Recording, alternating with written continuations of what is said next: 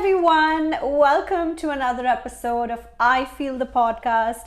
I'm your friend Sachi Kaur and I'm here with Tisha King from the I Feel podcast with Kaur and King.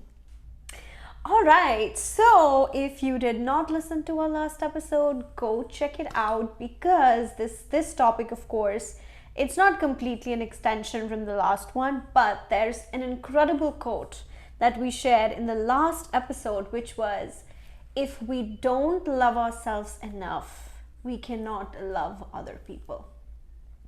So that is why today's topic is self-love. So, just an overview rundown of what we're going to be talking about. First, we're going to talk about the science behind the concept of self-love, reasons why we need to practice self-love, and how we can practice self-love. Yeah, and you know, self-love is such a broad topic, and when we talk about psychology and neuroscience and how self-love is actually defined, and how science has taken the concept of self-love, it's like it covers so many things. Definitely. You know, the biggest thing is, of course, we need to have a positive regard for ourselves. We need to be able to forgive ourselves when we make mistakes. We need to know what our strengths and weaknesses are, and not just know what our strengths and weaknesses are, but also accept what our strengths and weaknesses are. And also having that sense of worthiness and deservingness that, you know, we are worthy of everything, that we deserve everything. And all of these great things are a part of self-love. And I feel that it's just incredible. So before we actually dive deep into the topic and into the weeds of the topic on, you know, what do we need to do to love ourselves more, I really want to ask you, Tisha, how has your self-love journey been like? My self-love journey has been an interesting one. I think previously, especially after moving to Louisiana, I was pretty hard on myself with school and like even making friends. Just being in a new environment comes with a whole lot of new challenges, and I was being really hard on myself at the time. So I started going to therapy, like a lot of people are, you know, it's becoming a more common thing now to do. So Right. I started going to therapy because I realized that I really wasn't happy with myself at the time, and I really needed to work out what my real issues were and how I could start to have a better self-image of myself so that I would give myself more grace in the long run. Right. And I think that is so, so important. And it's great that you recognized that is what you needed, you know, in that moment, because going through school, going through life, having a low self-esteem at times, it just crushes you. Yeah, and it's like nobody wants to be that upset or unhappy especially when you're having success in other realms. Like other people are probably looking from the outside looking in, thinking this is everything you kind of wish for, the position that you may be in, and then to still feel bad, it kind of makes you feel like I need to work on something. Something isn't right here. Yeah. Yeah, like, you know, when we were talking about being misaligned. Exactly. Right? Like feeling that way, it's just definitely a sign of like, oh, something doesn't feel right, but what is that? Right. Something. Right. And recognizing that and working towards it and being more of yourself, I think it's such a great thing that, you know, you did for yourself. Exactly. Yeah. So it was time and needed to be done. So I'm very grateful to, you know, still be on the journey now as well. yeah. Okay, so Sachi, with that being said, what has your self-love journey been like? All right, coming back to what my self-love journey has been like, I think I have struggled with saying a no for a very long time. Me too. And I think we all struggle with that. Yeah. I think that has been my personal big thing that I had to work through, especially as a part of my self-love journey. And I think as I've grown up, I have learned to say a no where I need to. And now whenever there's a situation that comes up in front of me, well, oh, do you want to go hang out with this person? Or is this a project that you want to take? You know, then I definitely do go back and think about, does it align with my values? Right. Right? That's one thing. then there are certain like platonic relationships or just relationships with your family members or romantic relationships where you should be saying no, but sometimes you don't. And I think in that moment, what I think about is I think about me when I was a little girl, when I was 10, 11 years old. And I just try and picture her and think, would she want that? And if she wouldn't want that, I don't want to do it. Yeah. And sometimes it also comes up in the form of like standing up for myself. If somebody says something to me, I never replied back earlier.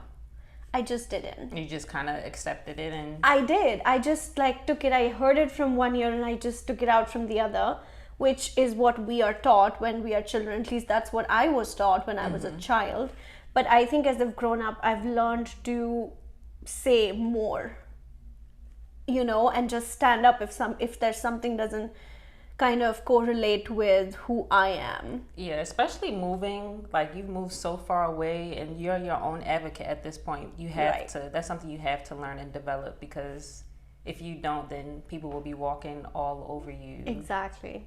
Okay, so now let us talk about why is it so important to practice self-love, especially from the scientific perspective. So we found through our research that self-love is really important because 70% of the population actually has very negative and swarming thoughts or self-criticizing thoughts. So it's important that we learn to practice self-love so that we can be more aware of when we're doing this and change those negative thoughts to positive thoughts. Yeah, I mean, it's just sad that 70% of our thoughts that we have are self-criticizing. 70% is really high. It is high, and I think we need to change that narrative. Yeah. We really do. Yeah. And I think when we're talking about self-love from the neuroscience perspective, I think the biggest thing that when we practice self-love happens is neuroplasticity. So neuroplasticity is basically a concept where connections in our brain, specifically, with different neurons, kind of get stronger when you keep practicing certain things, like the different habits that we develop. So research suggests that self-love practices like positive self-talk and self-affirmation can promote that neural plasticity in areas of brain, especially which are related to, self-esteem and emotional regulation. So the more self-love we practice, the stronger those connections become, and the better our self-esteem is, and the better our, emotional regulation becomes. Yeah, that's actually really important, because we will get to a point, I guess, at the beginning of your self-love journey when doing some of the actions are kind of difficult. And this is at least proven that the more you practice it, the easier and more natural it will become for you. It won't be something you have to go out of your way to think about. But at the beginning, initially, it might be a little harder. Yeah, I think it very much ties into habits. Right. How they become a part of us over time when we keep on doing them. And I think if you make it a priority to practice self-love, then, definitely keeping yourself first, prioritizing yourself, and all of the other things, because self-love is, I feel, different for different people. Yes. The more you do it, the better you become at it. So this kind of leads into two other important factors that self-love can help with, one being stress reduction and another being self-regulation. So when we participate or practice in mindful meditations and more self-compassion, these positive actions, they actually reduce the stress hormone cortisol that is in our brains and bodies, and leads to us having more improved cognitive function, memory, and our overall mental health as well. And for self-regulation, we have practices like, again, self-compassion that can help regulate our emotions, leading to better health outcomes as well. And one other important thing that we wanted to add in reference to stress reduction is this concept of self-love improving our inflammatory responses. So if we practice or participate in other actions like the self-compassion that we mentioned before, this can improve our immune response because our bodies will have less markers of inflammation. That's so interesting. And also, I think when you have reduced cortisol levels, which is the stress hormone, it affects so many different areas. And I think we did touch on this even in our misalignment episode, if you have high stress levels, it throws off so many other things. Yeah. And having that less cortisol in our body, of course, it increases the serotonin levels and it makes us feel like good at the end of the day. Right. So it's all essentially like tied to each other. And if we do practice self-love and self-compassion, I think we also need to touch a little bit on like what is self-compassion. It's something like I mentioned before that I myself struggle with frequently, is just when something goes wrong, not like thinking it's the end of the world. Yeah. Like there's always a positive spin to everything, and I try to do that. I think I do that really well with other people. It's just harder for me to do with myself. Yeah. And that's such a great point that you just got, that, it's so hard for us to show ourselves that kindness and grace. Because I know that if somebody does wrong to us, somebody's done something which wasn't okay, we can forgive that person. But I think sometimes when we've done something to someone, it's so hard for us to forgive ourselves. Yeah, even if you do something to yourself. To yourself, yeah. So I think being just kind to yourself is so important, and like not talking down to ourselves, because sometimes in our head we're like, oh, I'm not good enough, I don't think I can do this. Exactly. And all of that negative self-talk which harms us, and eventually, imagine all of that harming our immune system, is crazy to me. And I think if we talk about overall, neuroscience research has suggested that if we do practice self-love, we can have very positive effects on our brain, on our overall health, because it is reducing the stress, it is promoting neural plasticity, and it's improving how we regulate our emotions in our day-to-day life as well. So, of course, if you want to live happy, you want to live healthy, practice self-love. Yes. So that kind of hints on other parts of our lives that self-love can impact, like relationships or work, or just, again, our general selves, us as a whole. Yeah. And I mean, we did share a few stories about how it impacts us as a whole, like me not being able to say a no, and you going to therapy because you felt that is what you needed to empower yourself. Right. I think that's just absolutely great. And well, coming back to, I think when we talk about relationships and work, there's a story that I have to share in terms of relationships. So it's actually very interesting, because that's something that is so unexpected. So I was in a relationship with this person some time ago. And what had happened was that in that relationship, I at times felt that I wasn't getting what I needed in that relationship. And I was like, okay, I think we need to have a conversation. And I was literally on the verge of breaking up. I was like, this is not really going to work for me. I mean, it doesn't kind of align with what I need. Right. So we're sitting having that conversation, and I am just giving him a rundown of, I don't feel this way. I don't think you do this for me and that for me. And, it's just all over the place. And I asked him a question that, so you tell me, I struggle with this because, like I said, I struggle with saying a no. I struggle with keeping myself first so many times. And I've struggled, this is because this is a story from the past. I struggled with it much more than I struggle with it now. I asked him that question, that, so, you tell me, what should I do? Should I keep us first and just keep going with what it is and see what it becomes, or should I keep myself first? And what he said was, always keep yourself first. And I'm sure that was the last thing you were expecting to hear. I was not expecting to hear that. And I can only imagine. And to be honest, it just overwhelmed me in that moment. And I was like, I've never ever heard somebody say that to me, that always keep yourself first. And when, I knew that this was going to break us, I was literally at the verge of breaking up with him, but still he said that, always keep yourself first. And it was just, and it just stuck with me, and it has.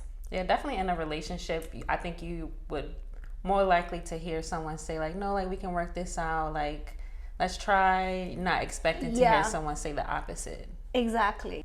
So this was my relationship story. Do you have like a work related story? Yeah, I actually do. So a few years ago, this is when I just finished undergrad. I worked a summer job where I was like a guidance counselor for this STEM summer research program, summer program for high school students. So the way that they made our schedules, they expected us, we were just getting paid like a salary. So no matter how many hours we worked, we still got the same amount of money.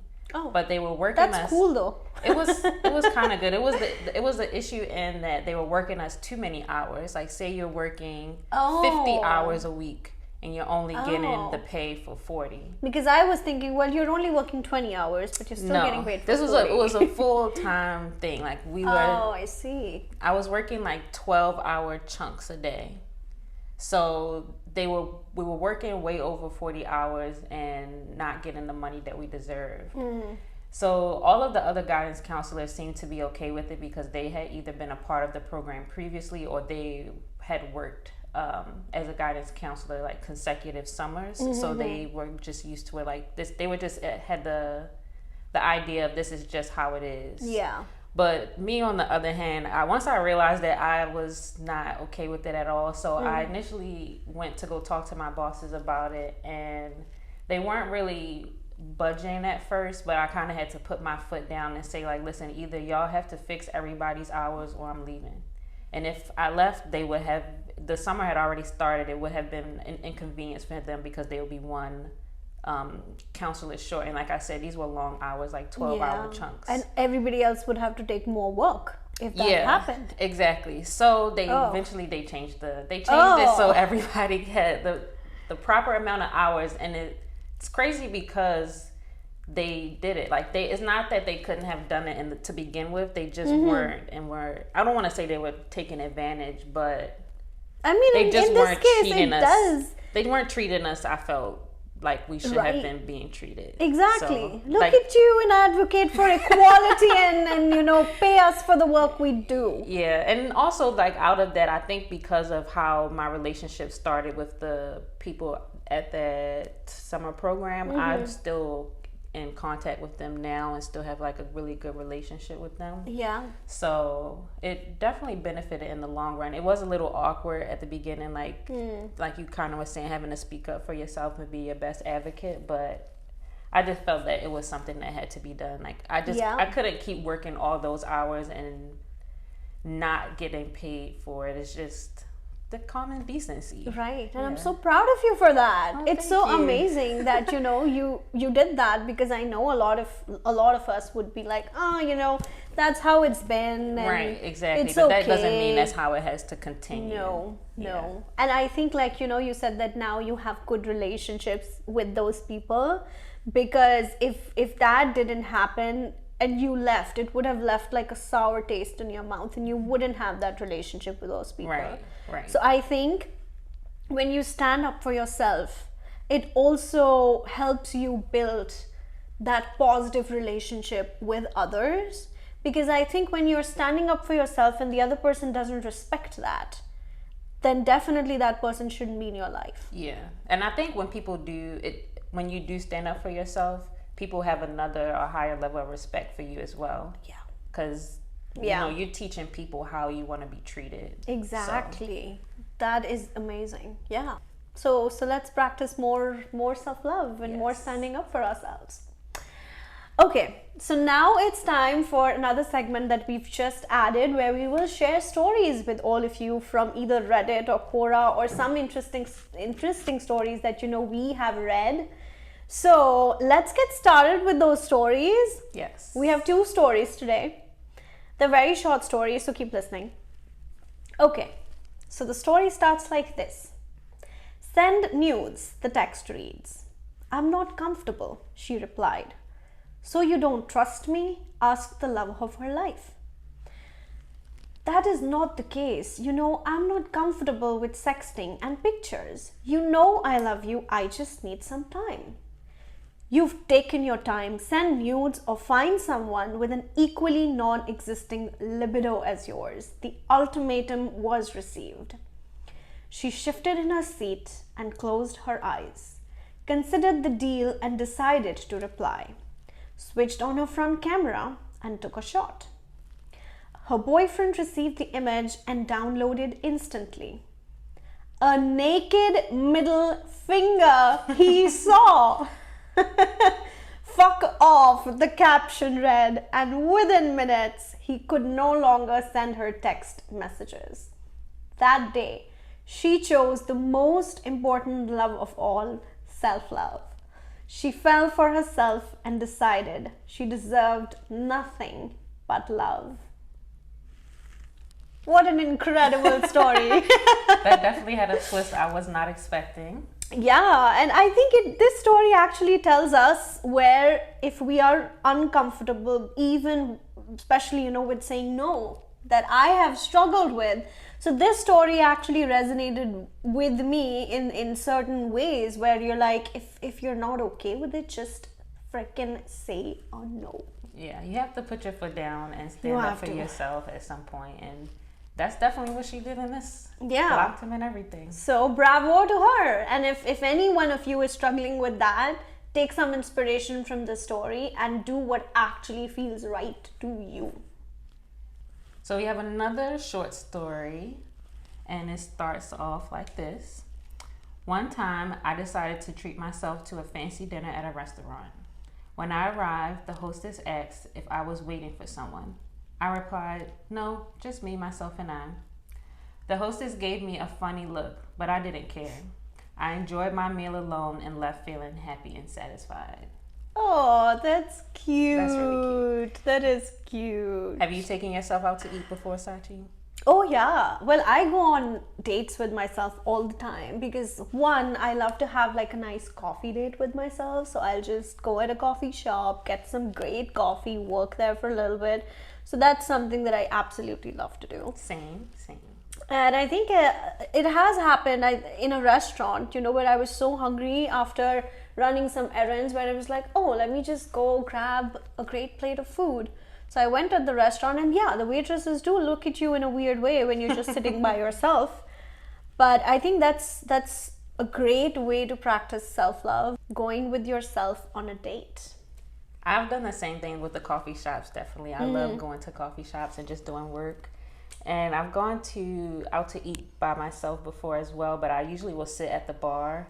So that I still feel a little awkward or uncomfortable when I do it, but sitting at the bar, like there's usually other people sitting there by themselves too, so it's not as awkward. Yeah. But I think it is definitely a good practice to have to do. Just take yourself out to movies, anything every once in a while. Yeah. So now there's one more fun segment that we have where we play a game which is this or that. So these are the things that we actually do for our self-love, and none of us knows what the questions are going to be. So one by one, we're going to ask the questions of this or that. So let's get started. First, would you like to cook a meal at home or go out to dinner? Go out to dinner. Go out to dinner. I don't like to cook much. Fair enough. Yeah. Okay, for you. Would you like a bubble bath or would you like to read a book in bed? A book in bed. I'm actually terrified of bubble baths. What? I'm just like, I cannot relax thinking of my body touching the walls of the bath, of the tub. Oh my gosh. So that's not relaxing for me at all. Interesting. Okay, sunrise or sunset? Sunset. Any day. Okay. Yeah. Okay. Spa day or a little cafe? Spa day. Spa day. Spa day. Okay, this is my last one. So would you rather have a yoga workout or a dance workout? A dance workout any day. Well, I love to dance, so definitely. Okay, my last one for you. A mani-pedi day or just a great movie with pizza and wine? I do love wine. But I think I will stick with the mani-pedi.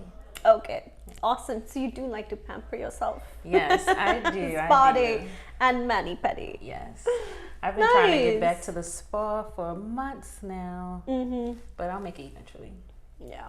Okay, awesome. Well, that concludes our this or that, and I hope that everybody who's watching or listening enjoyed it. Play it with your friends, because it'll actually, I mean, I didn't know that you had such a terror of bubble baths. So that probably you will get to know more about your friends or whoever you're playing this or that with.